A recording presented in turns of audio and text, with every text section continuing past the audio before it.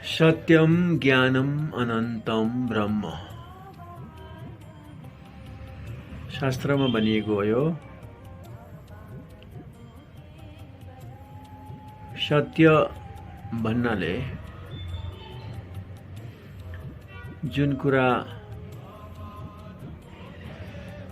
अरूको हितको लागि वचन र मनद्वारा सम्पन्न गरिएको एक वाचनिक र मानसिक भाव हो। परहितार्थम वाङ् मानसो यथार्थत्वम सत्यम। परहितार्थम अरूको हितको लागि, वाङ् भनेको बोली, मानस मनद्वारा यथार्थ भावले सही सलामत रूपले उपकार गर्ने उद्देश्य अनुसार गरिने कर्म अथवा भावनाले सत्य भनिन्छ। सत्यम ज्ञानम। अब ज्ञान भनेपछि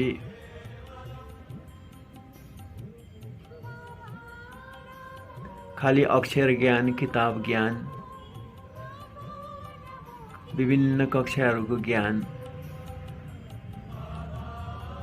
विद्यालयका किताब र कक्षाहरूको ज्ञान, त्यसपछि महाविद्यालय विश्वविद्यालयहरूको ज्ञान मात्र नभई सही अर्थमा ज्ञान भन्नाले आत्मज्ञानलाई जनाउँछ।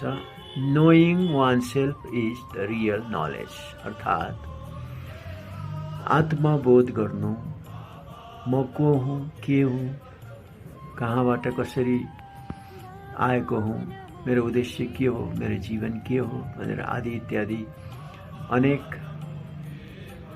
परिप्रश्नहरूको बारेमा ज्ञान हासिल गर्नु,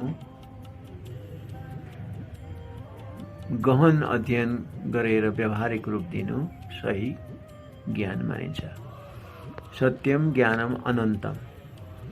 जुन सत्ता अनादि छ, अखण्ड छ, असीमित छ, सनातन छ, त्यस्तो सत्तालाई अनन्त सत्ता भनिन्छ। र त्यही सत्ताको लागि हामीले अहोरात्र चिन्तन मनन गर्नु जीवनको लागि सार्थकता रहन्छ। सत्यम ज्ञानम अनन्तम ब्रह्म। र यी सबै विषयहरू, यी सबै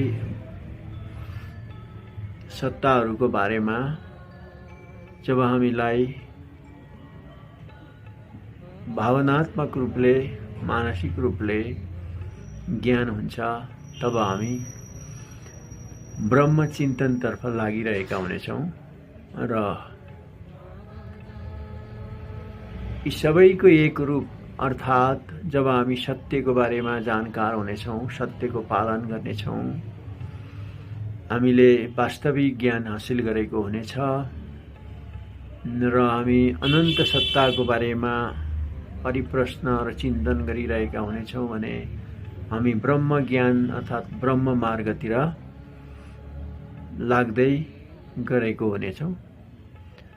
र यसरी हाम्रो जीवनको लक्ष्य भनेको पनि ब्रह्म मार्ग नै हो, ब्रह्म चिन्तन हो र ब्रह्म ज्ञानद्वारा आत्मानुभूति गर्दै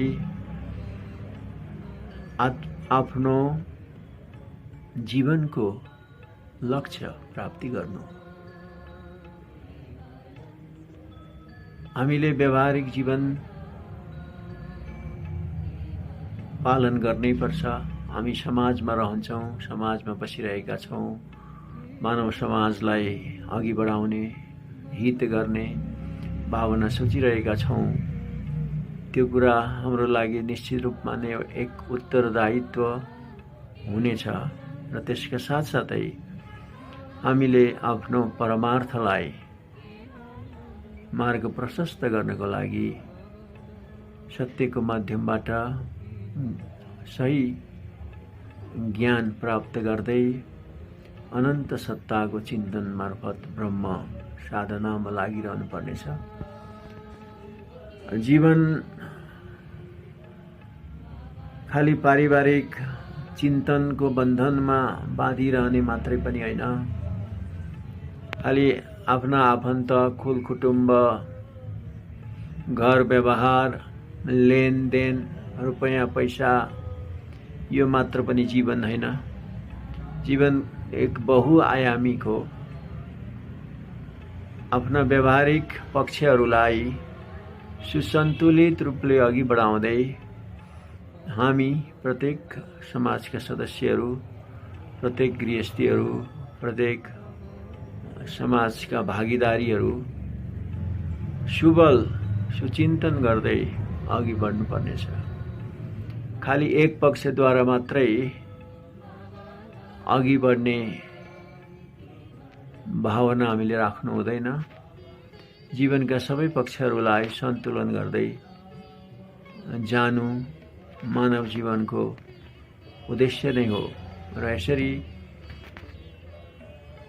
ब्रह्मचिन्तनको माध्यमबाट जन्मान्तरदेखि हामीले खोजिरहेको अनन्त परम सत्तालाई प्राप्त गरेर सुखबोध, परम सुखबोध, आनन्दबोध गर्दै जीवनलाई